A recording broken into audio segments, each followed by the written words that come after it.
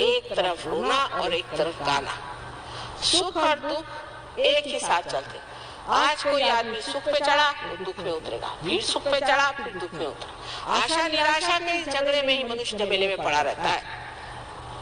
लेकिन आनंद एक अवयव होता है, उसमें सुख और दुख का विभाजन नहीं। आनंद में मनुष्य शांत चित्त होकर के सारी चीज को देखता है जैसे कोई खेल हो रहा है, जैसे कोई नाटक हो रहा है। सब चीज को देखता है और जो चीज बहुत ही भीषण भी लगती है उसे भी वो देखता है।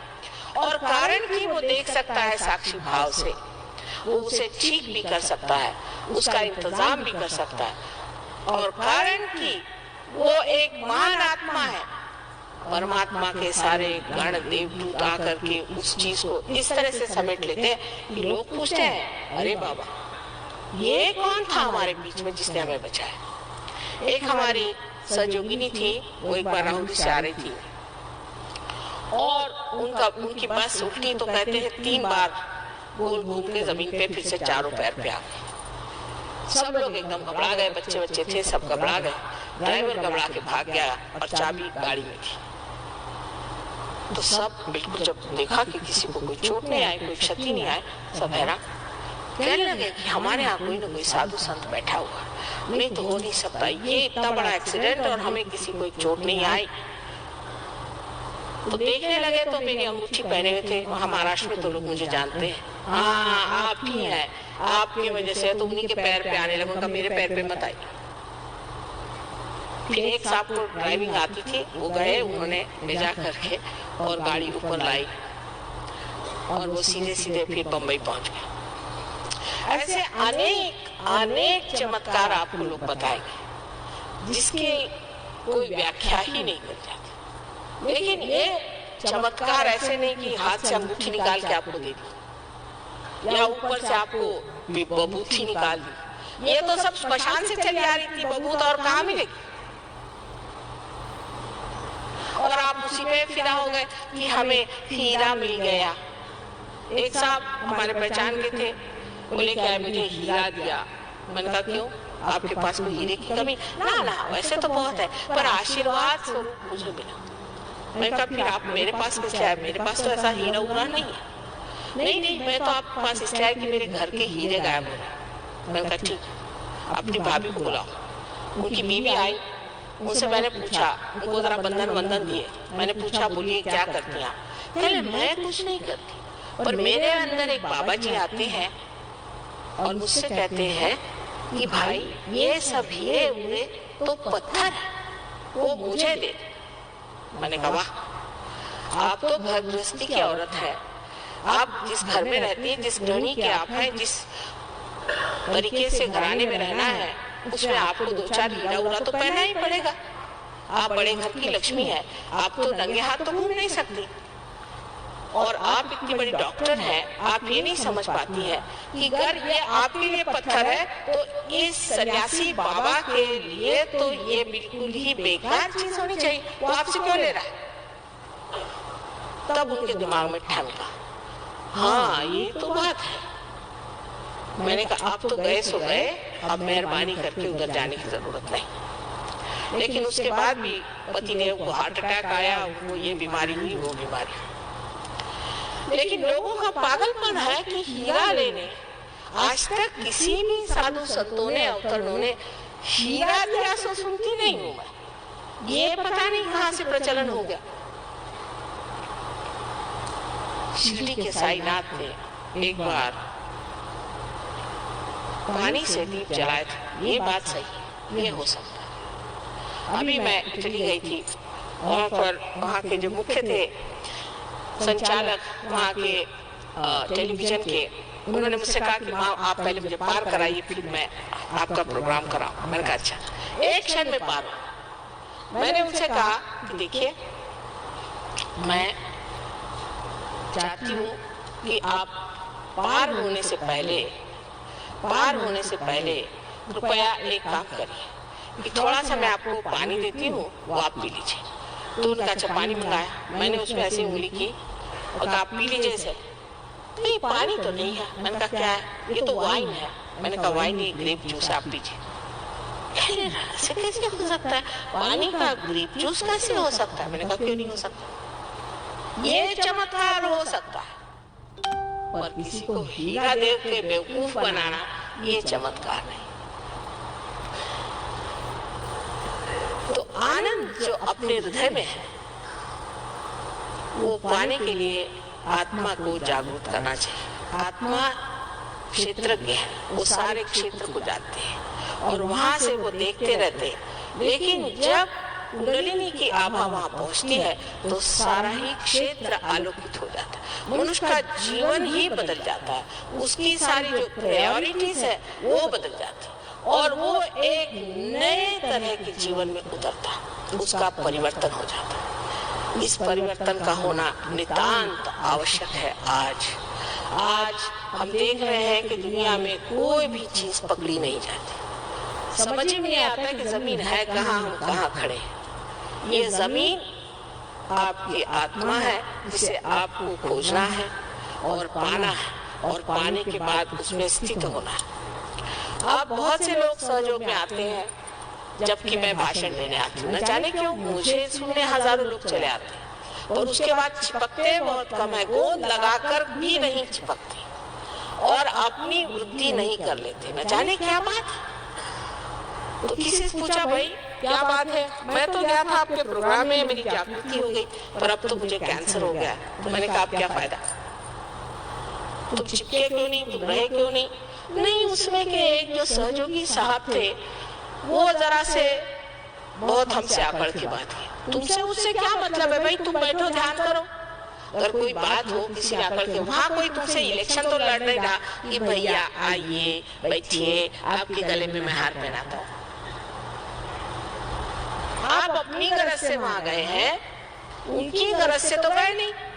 आपको अपनी समझ होनी चाहिए कि भाई मैं आया हूँ यहाँ कुछ लेने के लिए, तो आप पहले आके मेरे लिए कुर्सी नहीं, उनके लिए कुर्सी, यहाँ बैठने को नहीं मिला, वहां नहीं बैठने को मिला, तुम जो कुर्सी में बैठे हो वहीं सिर्फ डबल चुका। ये कोई परमात्मा के दरबार में आने की बात नहीं। इसीलिए नानक साहब ने कहा था कि सेवा कराओ पहले से, और सारे गुरु लोग ऐसे करते रहे। एक गुरु है वो गगनगढ़ पे रहते हैं, उनसे मिलने गए थे, उन सबसे बताया कि माँ आ गई, अब मेरे पास आने की जरूरत नहीं, तब मिलने गए थे। तो कहने लगे कि कोई अगर ऐसा वैसा मिले तो उसे मेरे पास भेज दे, उसको मैं ठीक कर दूंगा। मतलब अच्छा भाई भेज देंगे, मुझको क्या मालूम है गुरु लोग क्या होते। एक महाशय ने जरा मुझे परेशान किया, मैंने कहा तुमको गुरु ने उन्होंने बुलाया, जाओ तुम गुरु गगनगढ़। गुरु महाराज ने बुलाया तो भागे गए वहां पर। एक महीने बाद देखती हूँ कि बैठी हुई हूँ मैं ऐसे, और सामने से दो आदमियों को उठा के ला रहे हैं और ये जो टंगियां हैं ये गले में फंसी हुई, ऐसे लटकाते लटकाते मेरे आंख में आंसू आ गए। मैंने कहा हुआ क्या बेचारे, ये क्या कर दिया? आए बुला के बिठाए, वहां कुर्सी रखी, मैंने कहा हुआ क्या? कहने लगे कि माँ मैं वहां गया और गुरु महाराज ने मेरी तो हालत खराब कर दी। मैंने कहा क्यों? मैंने एक ही बात कही, मैंने इतना ही गुरु जी से कहा आपके खिलाफ में कि माँ जिसको देखो उसको ही रियलाइजेशन देती है, ये गलत काम है, बस इतना ही कहा मैंने, कोई आपकी ज्यादा बुराई नहीं, बस इतना ही कहा कि माँ सोचती नहीं है, सबको रियलाइजेशन देती है। तो रात में उनके वो शेर पे चलते हैं, उनके शेर आए, उन्होंने मुझे नीचे ढकेल दिया, मैं 18 फुट जाके नीचे गिर गया, वहां गिरा, मेरे सारी टांगे टूट गई। 3 दिन मुझे वहीं सड़ाया और ऊपर से थोड़ी सी रोटियां ऐसे बांध करके किसी हिस्से छोड़ देते थे, मर वहीं, तू मर वहीं, तू वहीं मर। कल मैं तो तंग आ गया, मैं कब उठाती मेरे को पता नहीं, फिर 2-4 आदमियों को बेच कर मुझे उठाया और नहला धुला के कहा अब अपनी माँ के पास जा, लेकिन ये दोनों तंगड़ियां अपने गर्दश में डाल के लटकाते हुए वहां जाना, वही तेरे को ठीक करेगी, मैं नहीं करने वाला। दूसरे एक महाशय जी को भेजा तो वो आए 15 दिन में एकदम से लकड़ी होके। मैंने कहा हुआ क्या भाई? कहले माँ मेरे बस के गुरु नहीं। मैंने कहा क्या हुआ? कहले उन्होंने मुझे बताया कि यहाँ पर एक मंदिर है शिव जी का, उसको जाकर के रोज 2 बाल्टियां ले जाओ दो, और वो 3 मील ऊपर चढ़ के जाना पड़ता है, तब वो मंदिर में धोता था।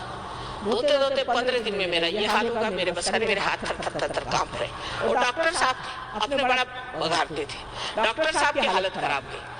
तो मैंने गुरुजी से कहा कि ये क्या करते हैं आप, ऐसा क्यों करते हो? कहले गधे को गधे का काम। मैंने कहा ये क्या मतलब? ये सब गधे हैं, इनको आपको रियलाइजेशन देना तो दीजिए, ये टिकने वाले नहीं, महागधे हैं, इनको आप क्यों चिपकाए हुए? इनको बनाइए, और अगर कोई नहीं मांगता तो मेरे पास भेजो। मैंने कहा अब मैं किसी को नहीं भेजूंगी महाराज, बहुत हो गया, आप मुझे किसी बच्चों को नहीं भेजना। ये बड़े कठिन जीव होते हैं, आसानी से हाथ नहीं आते, और न ही किसी को अपने पास करते हैं, और न ही किसी को वो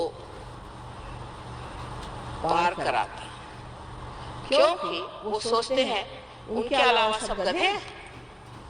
लेकिन मैं तो माँ हूँ, माँ कभी अपने बच्चों के बारे में ऐसा नहीं सोचती। वो सोचती है मेरे सभी बच्चे पार हो जाएं, सभी इसको प्राप्त करें, सभी सच्चिदानंद होकर के संसार में आनंद से रहें, सबको सुख हो जाए, सबको परमात्मा के साम्राज्य में जगह मिले और ऊंचे से ऊंचे पदवी पर बैठे। यही माँ की हार्दिक इच्छा होती है, और उसको इससे क्या ज्यादा चाहिए। अब आप लोगों पर है कि आप में यह हार्दिक इच्छा अपने बारे में है या नहीं। इसीलिए क्योंकि ये इच्छा कम है, ये शुद्ध इच्छा जो कुंडलिनी आपके अंदर है, जिससे आपने इसे प्राप्त किया है, वो शुद्ध इच्छा जब तक आपके अंदर पूरी तरह से बैठेगी नहीं, आप कुछ पा न सकेंगे। और अगले साल फिर मैं आने पर फिर वही हालत है। जब तक आप सेंटर में नहीं जाइएगा, आपकी प्रगति नहीं हो सकती है, क्योंकि ये सामूहिक चेतना का कार्य है। आप जंगलों में बैठने का या कहीं एक जगह बैठने का कार्य नहीं, ये सामूहिक चेतना का कार्य है। मैं बार बार आपको कहती हूँ और फिर से विनती करके कहती हूँ कि इस बार न चूकिएगा। सेंटर में जाइए, थोड़े दिन में आप जान जाइएगा कि क्या मजा और क्या चीज। आपको किसी चीज की अभी मनाही नहीं, लेकिन आप स्वयं ही इस चीज को छोड़ देंगे जो चीज आपके लिए गलत है। कल समझ लीजिए मेरे इस पर अगर कोई दाग लगा है और आप कहें मैं न देख पाऊँ तो मैं आपसे नाराज हो सकती हूँ, पर अगर मैं देख सकती हूँ तो मैं चाहूंगी कि इसे दूर डालूं। अगर आपने हाथ में सांप पकड़ा है और अंजलि में आप खड़े हैं, कोई कहे सांप है तुम्हारे हाथ में, नहीं सांप नहीं दसी, लेकिन जब लाइट आएगी तो आप अपने आप छोड़ दीजिएगा। सिर्फ काम ये है कि आपको लाइट के नीचे लाके खड़ा कर देना, आप अपने आप ही सारा प्रश्न सॉल्व कर सहयोग में। और जो पहले प्रणालियां होगा, एक बड़ा भारी अंतर है, क्योंकि ये माँ का सहयोग है। हमने ये सोचा कि हर एक चक्र को साफ करो, हर एक चक्र पे मेहनत करो, इसमें बड़ा समय जाएगा। इतनी जिंदगी कश्मकश की और दुख से भरी हुई है, बेहतर है कुंडली को जागरण दे दो। हल्की सी धुंधली सी भी अगर रोशनी आ जाए तो उस रोशनी में मनुष्य देख पाएगा कि उसके अंदर क्या दोष है, वही स्वयं का गुरु होकर के सब चीज स्वच्छ करे। और इसी विश्वास में सहयोग शुरू किया और कामयाब हो गया है। आज हजारों लोग सहयोग में आकर बैठ गए और बहुत बड़े सहयोगी हो गए। उन सबको याद करके और आप सबको वंदना करके मैं यही आशीर्वाद देती हूँ कि आप अपनी शुद्ध इच्छा को जागृत रखें। और एक साल बाद जब मैं आऊंगी, एक साल भी नहीं, मेरे ख्याल से 5-6 महीने बाद मैं फिर से आ रही हूँ, तब मैं देखूंगी कि यहाँ बैठा हुआ हर एक इंसान ने अपनी कुंडलिनी को स्थित करा लिया है और निर्विकल्प समाधि में बैठे हो। परमात्मा आप सबको सुबुद्धि दे। आज बिल्कुल ही सादगी से हम लोग कोशिश करेंगे कि कुंडलिनी का जागरण हो जाए। पहले हम अगर सिर्फ संतुलन पे ही आ जाए, जैसे मैंने आपसे कहा था कि संतुलन के लिए पहले लेफ्ट हैंड मेरी ओर, आंख न बंद करें, लेफ्ट हैंड मेरी ओर देखें विचार न करते हुए, लेफ्ट हैंड मेरी ओर करें और राइट हैंड जमीन पर, जमीन की ओर। जूते उतारने, अर्थात जूते उतारने। मेरी ओर नजर रखें, लेफ्ट हैंड मेरी ओर और राइट हैंड जमीन की ओर। विचार मेरी ओर देखते हुए विचार, निर्विचार आप रह सकते हैं।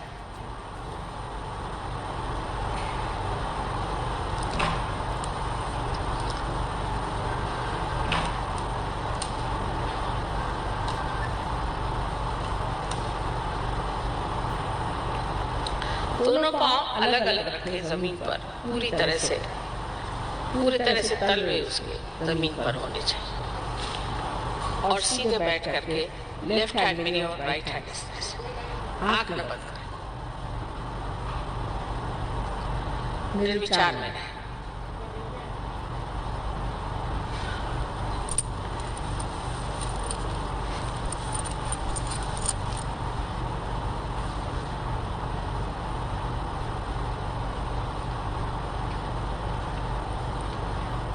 अब राइट हैंड मेरे ओर करें और लेफ्ट हैंड आकाश की ओर।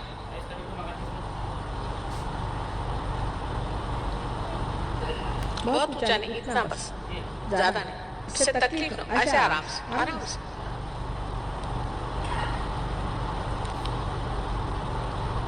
मेरी ओर निर्विचार होकर देखें, आकाश की ओर।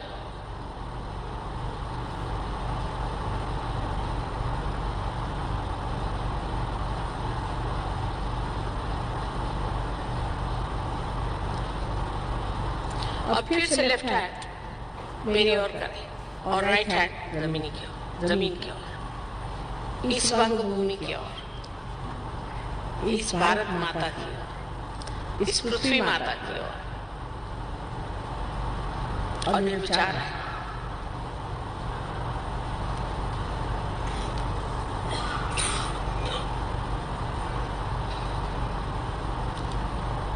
फिर से आप राइट हैंड मेरे ओर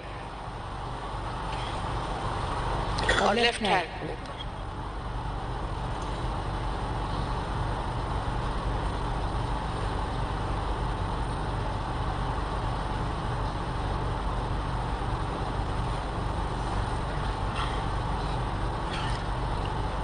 अब आंख बंद करके और लेफ्ट हैंड मेरी ओर और राइट हैंड सर पे रखें। आंख बंद कर ले, सर थोड़ा झुका ले, आंख बंद कर ले, निर्विचार। सर के ऊपर में देखें कि ठंडी हवा आ रही है। लेफ्ट हैंड मेरे ओर, थोड़ा सर झुका।